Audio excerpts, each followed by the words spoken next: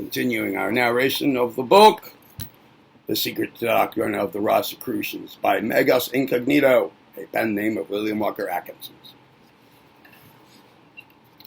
Continuing with part 1. Why the esoteric teaching is kept secret. It's difficult to convey to the average European or American the true reasons underlying the secrecy which invariably surrounds the esoteric teachings of all the great schools of occult thought. Such a person is inclined to think that the only reason, therefore, is the delight in mystery mongering, which he thinks he finds among all occult teachers. But to one who penetrates even but a short distance on the path, the true reasons are perceived. Such a one perceives the dangers of premature disclosure of important esoteric principles to the unprepared public mind. The following quotations from a well-known writer will perhaps give a hint to the solution of this question. The writer says, quote, "The Oriental method of cultivating knowledge has always differed diametrically from that pursued in the West during the growth of modern sciences. Whilst Europe has investigated nature as publicly as possible, every step being discussed with the utmost freedom, and every fresh fact acquired circulated at once for the benefit of all, Asiatic science has been studied secretly and its conquests jealously guarded. I need not as yet attempt either criticism or defense of its methods. The student will later on see that this falls naturally into its place in the whole scheme of occult philosophy. The approaches to that philosophy have always been open, in one sense, to all. Vaguely throughout the world, in various ways, has been diffused the idea that some process of study which men here and there did actually follow might lead to the acquisition of a higher kind of knowledge than that taught to mankind at large in books or by public teachers. The East has pointed out, has always been more than vaguely impressed with this belief, but even in the West, the whole block of symbolical literature relating to astrology, alchemy, and mysticism, generally has fermented in European society, carrying to some peculiarly receptive and qualified minds the conviction that behind all this superficially meaningless nonsense, great truths lay concealed. For such persons, eccentric study has sometimes revealed hidden passages leading to the grandest imaginable realms of enlightenment. But till now, in all such cases, in accordance with the law of those schools, the neophyte no sooner forced his way into the region of mystery than he was bound over to the most inviolable secrecy as to everything connected with his entrance and further progress there. In Asia, in the same way, the chela, or pupil of occultism, no sooner became a chela than he ceased to be a witness on behalf of the reality of occult knowledge. I have been astonished to find, since my own connection with the subject, how numerous such chelas are. But it is impossible to imagine any human act more improbable than the unauthorized revelation by any such chela to persons of the outer world that he is one. And so the great esoteric school of philosophy successfully guards its seclusion. It is, however, desirable to disabuse the reader of one conception in regard to the objects of adeptship that he very likely has formed. The development of those spiritual faculties of the occult life, faculties, whose culture has to do with the highest objects of the occult life, gives rise as it progresses to a great deal of incidental knowledge having to do with physical laws of nature not yet generally understood. This knowledge and the practical art of manipulating certain obscure forces of nature which it brings in its train, invest an adept and even an adept's pupils at a comparatively early stage of their education, with many extraordinary powers, the application of which to matters of daily life will sometimes produce results that seem altogether miraculous, and from the ordinary point of view, the acquisition of apparently miraculous power is such a stupendous achievement, and people are sometimes apt to fancy that the adept's object in seeking the knowledge he attains has been to invest himself with these coveted powers. It would be as reasonable to say of any great patriot of military history that his object in becoming a soldier has been to wear a gay uniform and impress the imagination of the nursemaids. The end of the quote. Now, next subtitle. The Secret Doctrine of the Rosicrucians.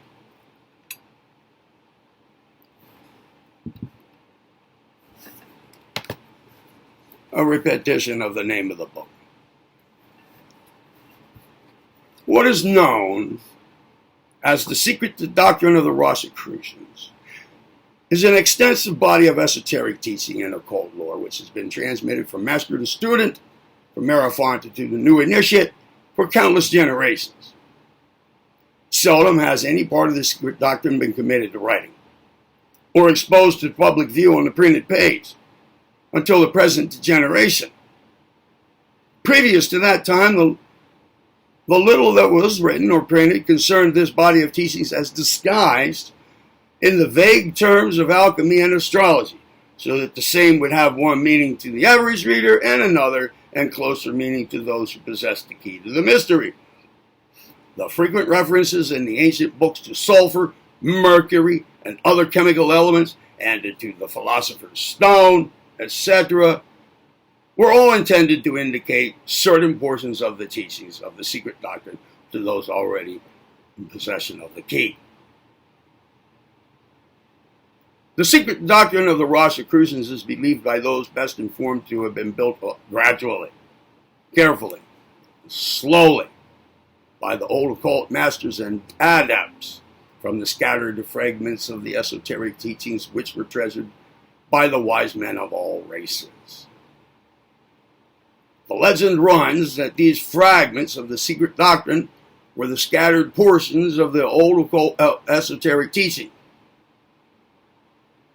of ancient Atlantis. The bits of the great mass of the Atlanteans' occult teachings, which were scattered in all directions by the great cataclysm, which had destroyed that great continent.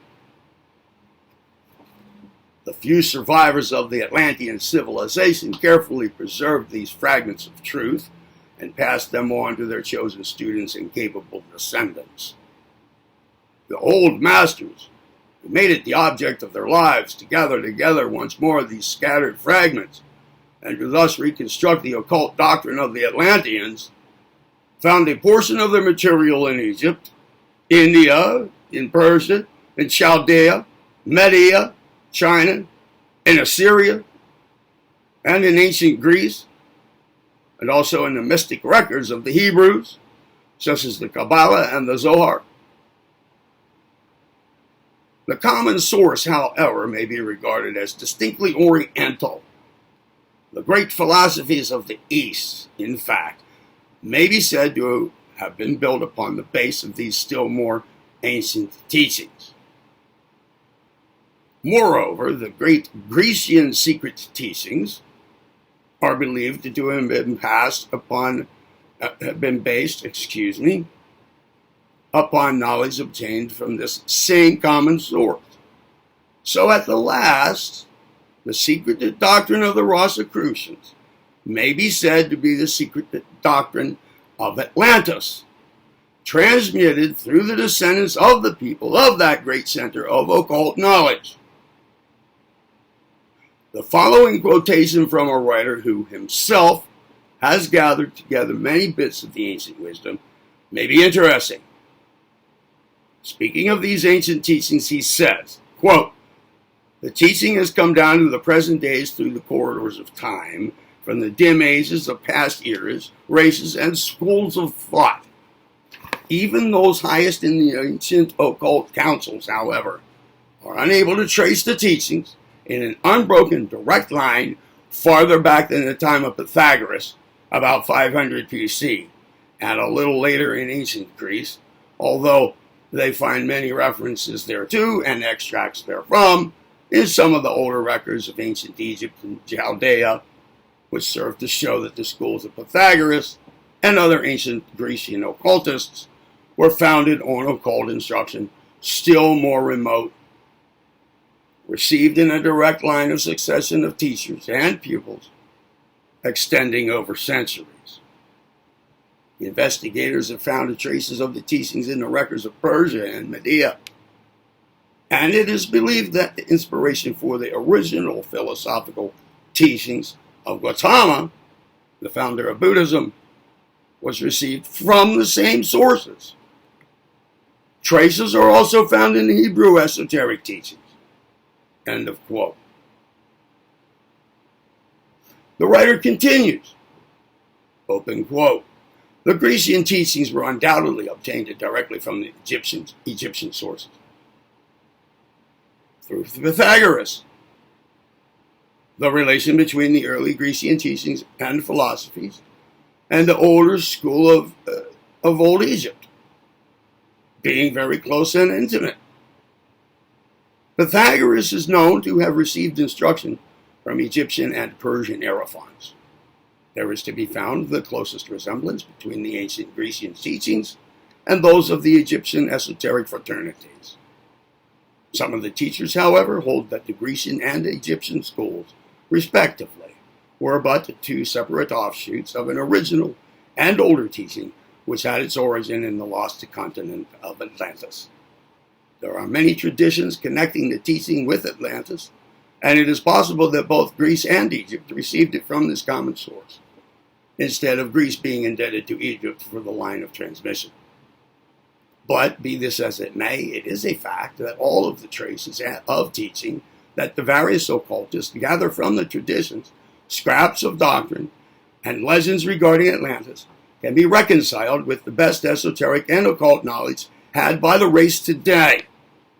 The fragments of the Egyptian esoteric teachings, many of which are still preserved in an undoubted direct line of succession, are practically identical in fundamental and basic points with the Grecian occult teachings. And as has been said, the Persian, Median, and Chaldean legends and traditions and scraps of teachings which have been preserved show a common source of origin with those of Egypt and ancient Greece.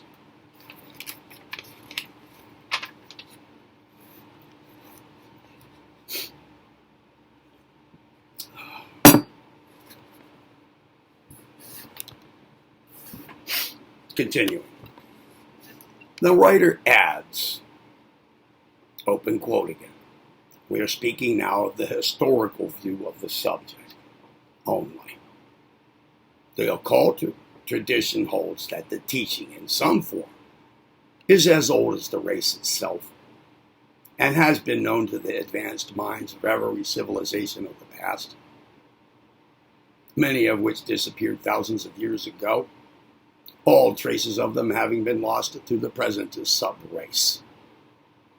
The traditions hold that the teaching was handed down from the elder brethren of the race, certain advanced souls who appeared in the earlier days in order to plant the seeds of truth so that they would grow, blossom, and bear fruit throughout the ages to follow. We do not ask you to accept this statement. It's not material, for the teaching bears evidences of its own truth within itself, without needing the force of such high authority. The ancient tradition is mentioned merely that the student may know that the same is accepted as truth by many of the highest occult authorities and teachers. And now we'll end this video with a short subsection or subtitle, the 7 aphorisms of creation.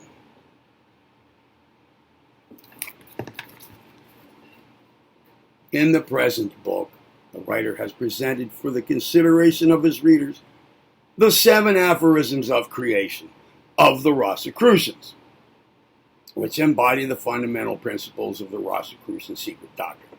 He has also reproduced the leading secret symbols of the Rosicrucians, which relate to the 7 aphorisms of creation.